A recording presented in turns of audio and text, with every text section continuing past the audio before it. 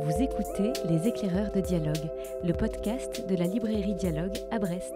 Je suis Laurence, bienvenue à vous.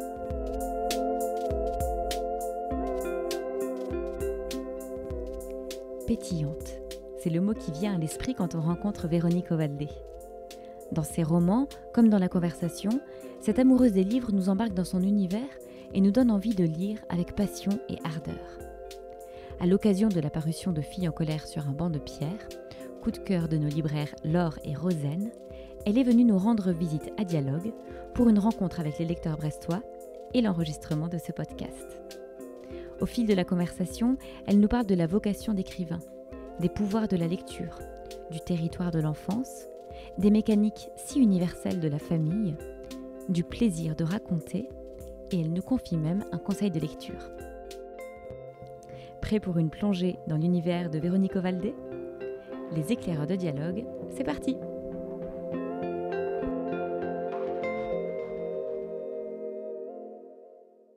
Bonjour Véronique Ovaldé et merci beaucoup d'avoir accepté d'être l'invitée de notre podcast Les Éclaireurs de Dialogue. Bonjour. Alors, vous êtes éditrice et écrivaine. C'est en 2000 que vous avez fait votre entrée en littérature avec le roman Le sommeil des poissons. Et puis depuis, vous avez écrit plusieurs autres livres, des romans parmi lesquels on peut citer notamment Et mon cœur transparent ou encore Ce que je sais de Vera Candida, mais aussi des nouvelles et des livres pour la jeunesse. Et votre 11e roman, Filles en colère sur un banc de pierre, est paru aux éditions Flammarion au début de l'année. Je crois que l'écriture a très tôt fait partie de votre vie. Est-ce que vous pourriez nous raconter la façon dont elle est devenue centrale pour vous ? La façon dont l'écriture est devenue centrale, mais je crois qu'elle l'était depuis toujours. Le langage était central. C'est-à-dire que j'ai un souvenir de moi qui m'est revenu là récemment. J'étais petite fille et quand j'étais dans ma chambre le soir, en fait, j'écrivais avec mes doigts dans l'air. J'écrivais déjà quelque chose. Et je pouvais effacer ou garder. Et quand je gardais, en fait, j'apposais mes mains par petits points. Je ne sais pas si c'est clair. C'était déjà tellement là, l'écriture. Ça a toujours été là. Et quand on me demandait ce que j'allais faire dans la vie quand j'étais gamine, je disais, je serais écrivain. Alors ça faisait gentiment sourire ma famille parce que... Voilà, en fait, il y avait personne qui écrivait dans ma famille, personne qui écrivait, personne qui lisait d'ailleurs. Et en plus d'écrire, je peignais, je dessinais. Donc, je faisais partie de ces enfants sensibles, comme on dit. Elle est très sensible, hein, Véronique. Ça a commencé comme ça. Et puis, je me suis dit, parce que c'est mon bien-aimé qui me dit toujours un côté bulldozer. J'espère que c'est pour dire que voilà, quand j'ai une idée fixe, d'ailleurs je pense qu'on ne fait rien sans idée fixe, quand j'ai une idée fixe, évidemment, je m'y tiens. Et donc, à partir du moment où j'ai décidé de devenir écrivain, genre à 7 ans, j'ai tout mis en place pour devenir écrivain. Alors, comment on devient écrivain ? Quand on vient de la grande plouquerie internationale, comme disait mon ami Caril Ferret, dont j'ai publié le livre il y a quelques années, j'adore le titre de ce livre. Comment devenir écrivain quand on vient de la grande plouquerie internationale, ce qui était un peu mon cas. Eh bien, en fait, on s'entraîne. On s'entraîne, donc on écrit et on lit. On lit beaucoup. Et donc, j'ai lu énormément. J'ai lu tout le temps, et je lis toujours tout le temps. Je fais partie de ces gens, en fait, qui ne peuvent pas s'arrêter de lire. Et si je n'ai pas de livre, c'est une angoisse absolue. Et voilà, donc en fait, c'est arrivé comme ça. J'avais décidé de devenir écrivain. Je le voulais très fort et donc je me suis mise à lire. Et ce qu'il y avait dans la bibliothèque municipale où j'étais quand j'étais petite fille, c'était essentiellement de la littérature anglophone, la littérature américaine. Tout simplement parce que en fait, les bibliothécaires étaient des férus de littérature américaine. Et donc, voilà, donc je lisais tout ce qu'il y avait dans ce secteur-là de la bibliothèque. Donc, ça veut dire que j'avais, je pense, 11 ans et je lisais Chandler, Hemingway. J'ai lu Faulkner très, très jeune. Mais en même temps, je ne comprenais pas tout. Mais pour moi, c'était comme de la poésie, William Faulkner. J'ai adoré Faulkner, mais j'avais 12 ans. J'y comprenais rien. Mais c'est pas grave. Le bruit et la fureur, ça m'a renversée à cet âge-là. Voilà, c'était ma manière d'entrer en écriture. Alors à travers vos romans, vous nous entraînez dans des univers singuliers, dans des lieux souvent imaginaires, réalistes, mais où l'invisible n'est jamais très loin. Il y a aussi une certaine fantaisie dans vos livres qui sont tous portés par votre indéniable talent de conteuse. Est-ce qu'écrire, c'est alors pour vous arpenter le territoire de l'enfance, retrouver un certain rapport au monde et au réel propre à ce territoire? Évidemment, l'écriture, c'est une manière d'arpenter le territoire de l'enfance. C'est une manière d'arpenter le territoire du rêve et de l'imaginaire. En tout cas, j'en suis convaincue me concernant, et j'en suis convaincue aussi concernant les auteurs que je lis et que j'aime. Je pense qu'il y a ce rapport permanent à l'invisible. Je suis absolument convaincue qu'un écrivain, il va au-delà du visible. Et ça, c'est quelque chose d'absolument fondamental dans l'écriture, me semble-t-il. Après, moi, dans mes livres, j'adopte un parti pris de l'invention. Depuis que je suis enfant, j'ai décidé d'écrire des livres qui sont de l'ordre de l'imaginaire, de l'ordre de la fiction, la vraie invention. Donc ça veut dire que je ne parle pas de moi directement, je ne parle pas d'autres vies que la mienne, qui sont celles qui sont au bout de la rue, je ne parle pas directement du monde dans lequel on vit. Mais je parle en permanence, me semble-t-il, de nous, ces animaux humains qui me fascinent.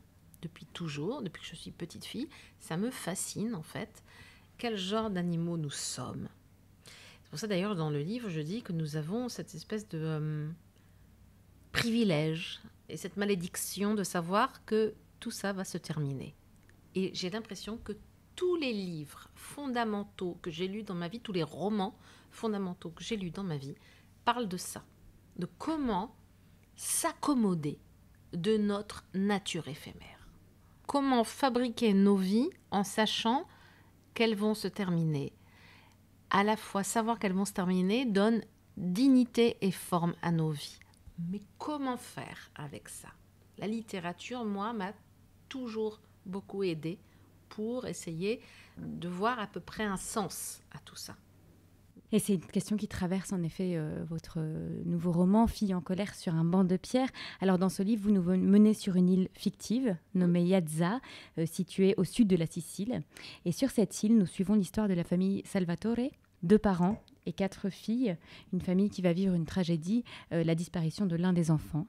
La dernière, Mimi. Et en mettant au centre de ce roman cette disparition, c'est aussi la perte de l'enfance que vous explorez. Et on ne l'explore jamais mieux qu'en la faisant revivre. Alors, est-ce que vous accepteriez de nous lire un extrait du livre? Bien sûr. Donc, ça parle de 4 sœurs. Une sororie. J'ai découvert qu'on pouvait dire sororie. Avant, j'étais très embêtée avec le mot fratrie. J'ai dit une fratrie de 4 filles, c'est quand même compliqué. Mais on sait que le langage est idéologique, on sait que le langage est politique. Donc je me disais, mais alors, attends, est-ce qu'il existe un mot pour dire 4 sœurs? Oui.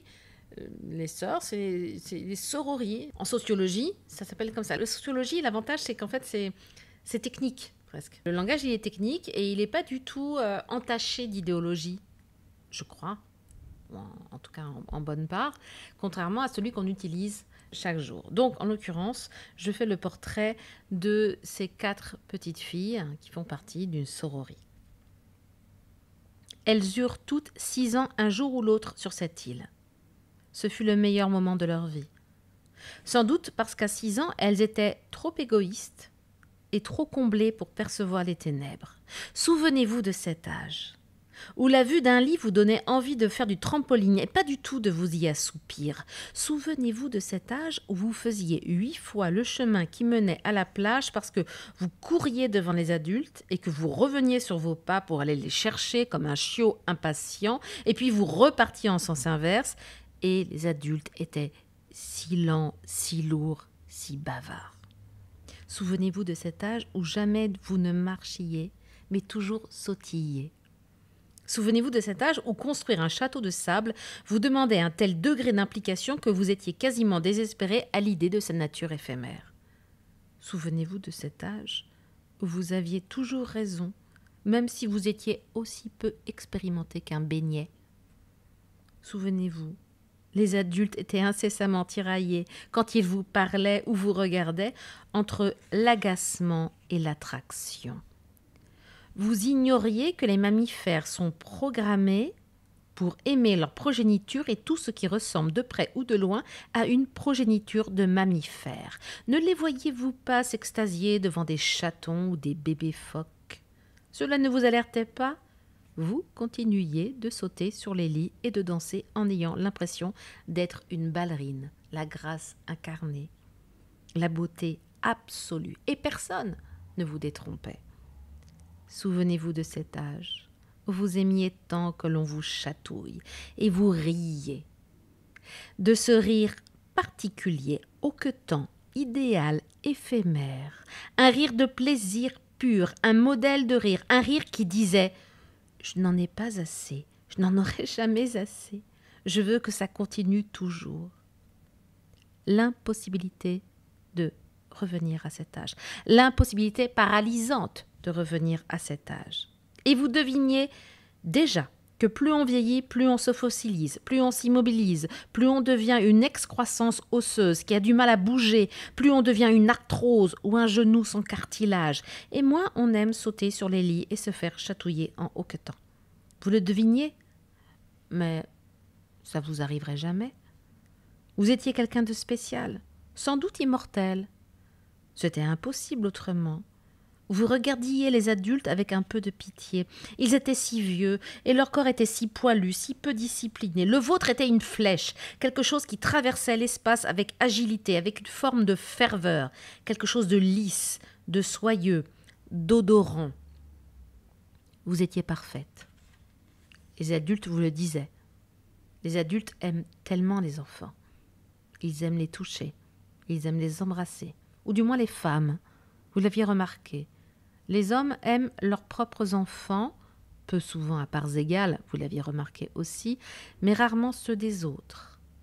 C'était pas un problème d'ailleurs. Vous pensiez que vous resteriez toujours ainsi. Vous le saviez, vous étiez si mignonne, tout le monde le disait. Et même si votre père était l'un de ces hommes maussades et colériques qui ne retrouvent un semblant d'enthousiasme qu'en écoutant Verdi, même si votre mère faisait toujours tout pour le garder dans de bonnes dispositions, quitte à surjouer l'exemplaire petite femme d'intérieur, même si la façon dont il lui parlait laissait entrevoir qu'il la respectait beaucoup moins qu'il n'aimait certaines de ses filles, vous vous sentiez encore à peu près protégé du monde. Vous aviez l'impression que votre famille était encore en harmonie. Et de toute façon, ces gens chez qui vous viviez, vos parents, ils n'auraient pu être différents de ce qu'ils étaient. Vous étiez tombé chez eux. C'était comme ça. C'était une donnée objective. Et puis vous aviez 6 ans. Et à 6 ans, on passe de l'inquiétude à la joie, à la bouderie, à l'exaltation en une fraction de seconde. Vous étiez une petite chose anglaise, malléable et aux possibles infinis. D'ailleurs, plus tard, vous seriez à la fois danseuse, gonfleuse de ballons, magicienne, cosmonaute, agente secrète et écrivainte.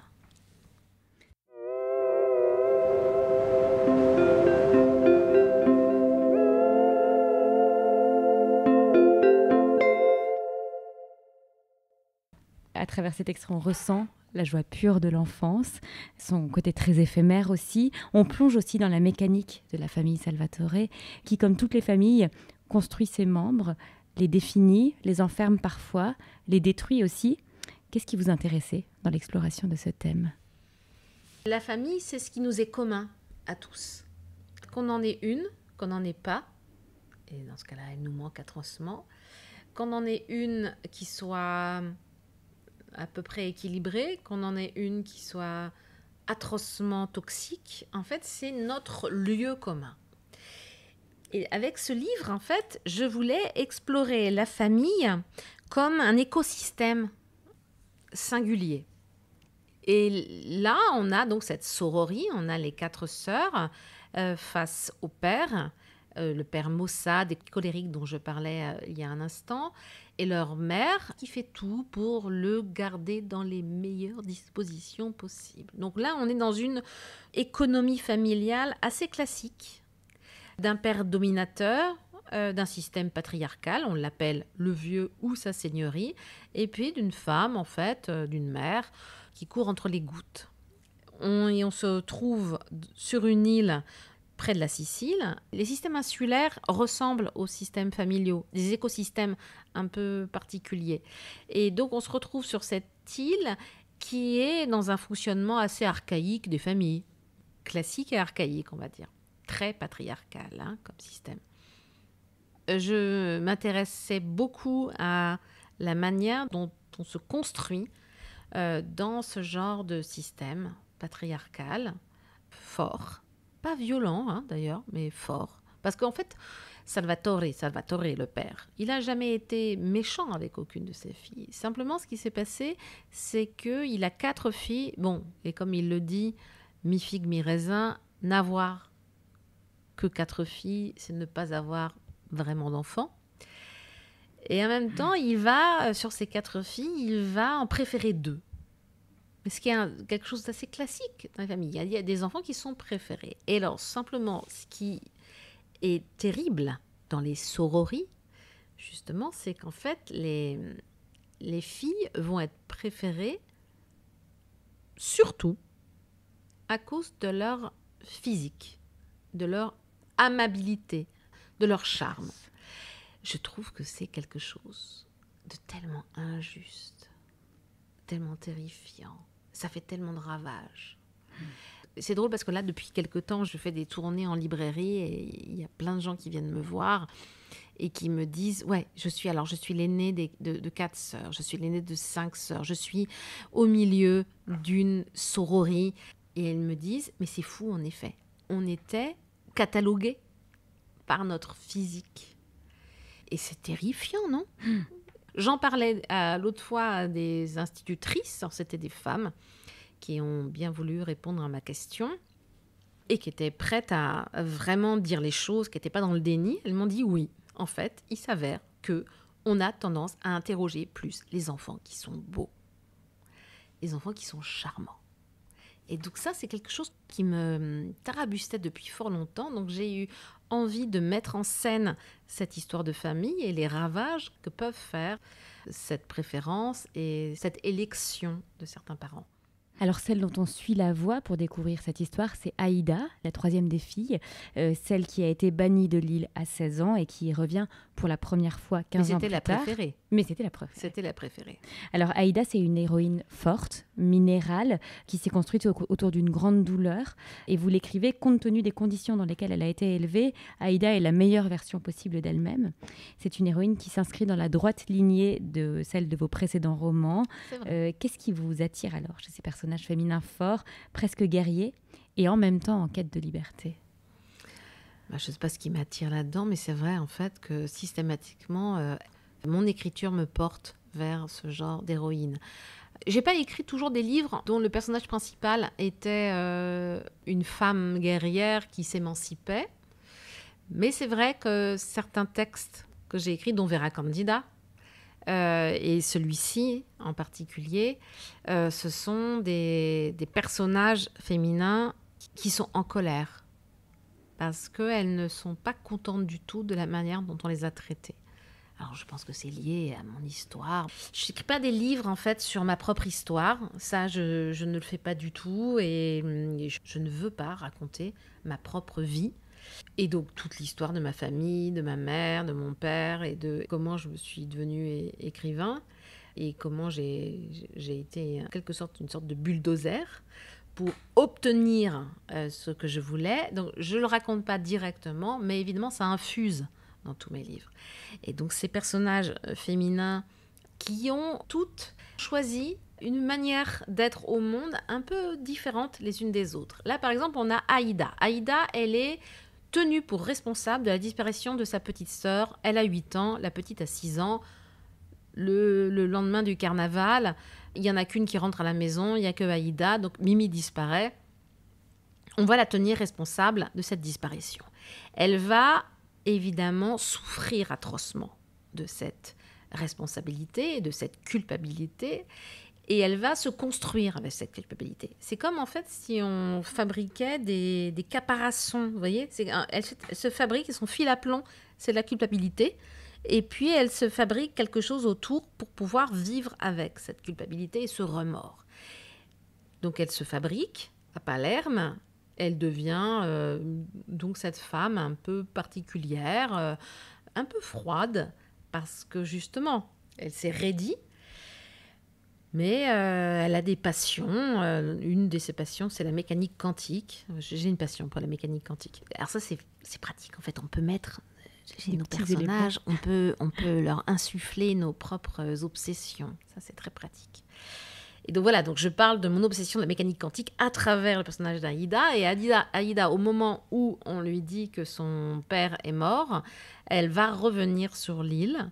Et là, elle va tenter de comprendre ce qui s'est passé quand elle avait 8 ans. Et donc, c'est comment, en fait, elle arrive à trouver un sens à ce qui a pulvérisé sa propre existence, qui a dévasté son existence, l'existence de cette famille. Donc, c'est à la fois un drame, c'est une tragédie absolue, ce livre. Et en même temps, je sais aussi qu'il y a plein de gens, c'est drôle, parce que moi, je lisais encore un article hier sur le livre, et l'article disait que c'était extrêmement drôle.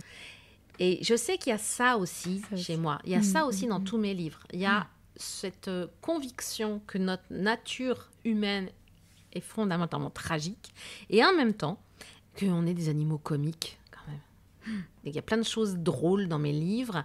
Il y a particulièrement un personnage qui apparaît régulièrement et qui est le narrateur ou la narratrice, et qui fait des petits signes au lecteur, qui fait des petits signes à ses personnages, et qui donne son avis et qui permet de réajuster la focale.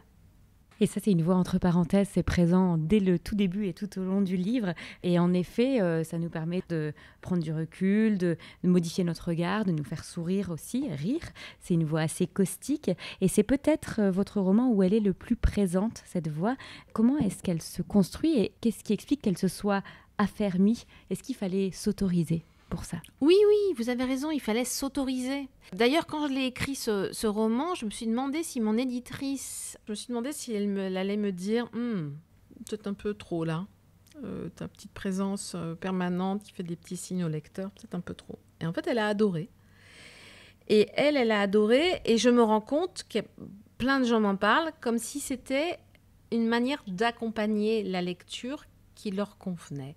C'est qu'en fait, moi, depuis toujours, je considère en effet que je suis une écrivaine, je suis une autrice, mais je suis une conteuse. Pendant longtemps, ça me posait un problème, ce mot conteuse, parce que je trouvais que c'était un peu dévalorisé comme mot par rapport à écrivain ou auteur. Être conteuse, je voyais bien en fait ce qu'on voulait me dire avec ce mot-là, mais au fond, c'est exactement ce que je suis. Je suis la personne qui raconte une histoire. Et aussi parce que moi, j'aime tellement qu'on me raconte des histoires. Et moi, je me rends compte, moi qui suis la personne qui tous les matins, sans exception, raconte à ma fille, celle qui a 12 ans, je lui lis un livre tous les matins. On me dit, mais non, c'est pas possible en fait de lire un livre tous les matins, vous avez le temps? Je dis, bah oui, en fait, je le prends, je suis en train de boire mon thé, je lui lis un livre. Et je vois comment elle s'anime. Mais c'est pas du tout moi qui ai décidé de faire ça, c'est qu'elle simplement elle était tellement hostile à la journée qui arrivait, qui venait. Le premier mot qu'elle a su dire, c'était tranquille. Elle voulait pas, elle avait 2 ans, elle voulait pas qu'on la réveille. Et j'ai trouvé ce truc en fait de lui raconter des histoires, et elle se déploie. Je vous dis ça parce que je me suis rendu compte que nous sommes évidemment des animaux à une histoire. Nous sommes les seuls animaux à histoire sur cette planète. Moi, je raconte des histoires, et là, j'ai complètement assumé d'être la conteuse, et j'ai assumé ce côté glorieux du conte. C'est génial, le conte. C'est génial de raconter des histoires. C'est magnifique. Mais c'était déjà présent. Par exemple, ce que je sais de Vera Candida. Dans le titre, on a un « je ». Mais très peu souvent dans le livre, en fait, on a ce « je » qui apparaît. Alors que là, j'ai complètement assumé le « je ». J'apparais, moi, en tant que narratrice, en tant que conteuse, en tant qu'accompagnatrice du livre. Et ça a été une forme de libération pour moi. Évidemment, c'est ça que j'aime faire. J'aime raconter des histoires et j'aime être là pour raconter des histoires. Et puis raconter des histoires, c'est aussi trouver le mot juste, composer des phrases qui sonnent. Et lorsqu'on vous lit, on sent ce plaisir de la langue que vous avez, ce goût du mot rare, cette attention à la musicalité. Comment ça se construit ça? Est-ce qu'il s'agit d'écrire à voix haute aussi? Ah oui, j'écris à voix haute. Moi, je marmonne en même temps. Alors, j'écris la nuit et je marmonne tout le temps. Heureusement que j'écris la nuit, parce que sinon, je passerais pour une folle avec les gens avec qui je vis. Mais donc, je marmonne. Mais au-delà de ça, je fais partie de ces gens qui passent leur temps à chercher justement le mot juste. Je suis tout le temps en train de noter. Par exemple, tous les livres que je lis, ils sont recouverts de mon écriture. Parce que une phrase me fait penser à quelque chose et donc je le note. Donc je suis dans cette recherche permanente de comment dire la chose la plus justement possible. Ça m'était venu quand j'étais gamine où je me posais des questions sur comment en fait on peut qualifier une odeur, comment on peut qualifier une couleur. C'est des choses en fait qui me fascinaient. Si je veux que vous voyez la même couleur que moi, comment faire pour que vous la voyiez sans faire une comparaison. Et donc, c'était une espèce d'effort permanent de justesse. Et donc, cet effort permanent de justesse, il est tout le temps là. Je passe mon temps à chercher des mots, à en découvrir et à m'émerveiller. Donc, c'est pas mal, en fait, d'être écrivain. Vous écrivez la nuit, vous éditez le jour. Est-ce que ces deux vies se nourrissent l'une l'autre ou est-ce qu'elles sont vraiment menées en parallèle? Ma vie d'écrivain ne se nourrit pas du tout de ma vie d'éditrice, parce que j'étais écrivain bien avant d'être éditrice. En revanche, l'accompagnement que je peux faire des écrivains dont je m'occupe, il est alimenté par ma propre expérience d'écriture. J'ai tellement l'habitude d'écrire et des doutes qui nous habitent, qui sont des doutes communs en fait, à beaucoup d'écrivains. Donc c'est des discussions que j'ai avec les écrivains dont je m'occupe. Le fait que je sois écrivain, c'est la nuit, en l'occurrence, comme je le disais. Et puis, la seule personne qui lit mes textes, c'est mon éditrice et mon bien-aimé, qui a été mon éditeur il y a fort longtemps. Voilà, donc ça leur appartient et ça m'appartient. C'est notre relation à nous. Et en revanche, mes propres questionnements sur l'écriture et justement la construction, l'échafaudage, comment on construit un roman, à quoi ça tient en fait ? Le fait qu'on va lire de la page 1 à la page 450 un roman, à quoi ça tient? Sachant que nous avons tellement de divertissements possibles maintenant dans le monde dans lequel nous vivons. Et donc, il faut savoir construire des échafaudages, je pense. Mais pas seulement. Et c'est ça aussi que je trouve génial. C'est en fait, si vous saviez le nombre de personnes qui me disent « mais tu devrais écrire des scénarios », évidemment, ça paye mieux que la littérature. Je ne vous apprends rien. Et en fait, il y a trop de conventions narratives dans le scénario. Alors qu'en littérature, dans les livres, en fait, vous pouvez être totalement libre. Et j'adore ça. Et j'ai choisi ça parce que, quand j'étais gamine, parce que c'était parfait comme territoire d'exploration. Est-ce que pour terminer, vous auriez un conseil de lecture à nous livrer? Le livre que j'offre le plus en ce moment, c'est Le pays des phrases courtes de Stine Pilgaard. C'est un livre danois qui est publié au Bruit du Monde. Et ce livre raconte l'histoire de la narratrice. Voilà, vraiment, on est vraiment dans au plus près de ce qu'elle vit, cette écrivaine, qui va s'installer dans une højskole. Alors, je suis incapable de le prononcer comme il faut en danois, mais ce sont des écoles communautaires où les jeunes gens vont entre leur bac et puis aller à la fac. C'est une année, en fait, non diplômante, mais qui va, normalement, leur permettre d'être un peu plus en harmonie avec eux-mêmes. Et donc, cette narratrice débarque là parce que son compagnon est prof là-bas, et elle, pendant cette année entière, elle va essayer de trouver sa place. Et c'est tellement drôle. Moi, j'ai une passion pour les livres drôles. C'est tellement drôle et tellement métaphysique. C'est un tour de force de réussir à faire un livre à la fois terriblement drôle et terriblement existentiel. Donc voilà, je vous conseille celui-là. Merci beaucoup. Je vous en prie.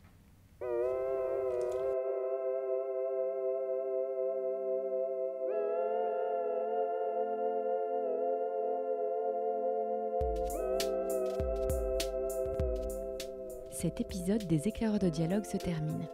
Nous espérons que vous avez eu autant de plaisir à l'écouter que nous en avons eu à le préparer. Et s'il vous a plu, surtout, n'hésitez pas à le noter, à le partager et à en parler autour de vous.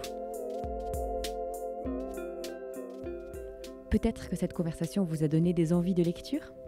Vous pouvez retrouver tous les titres cités dans ce podcast et bien d'autres encore sur le site librairiedialogue.fr et à la librairie.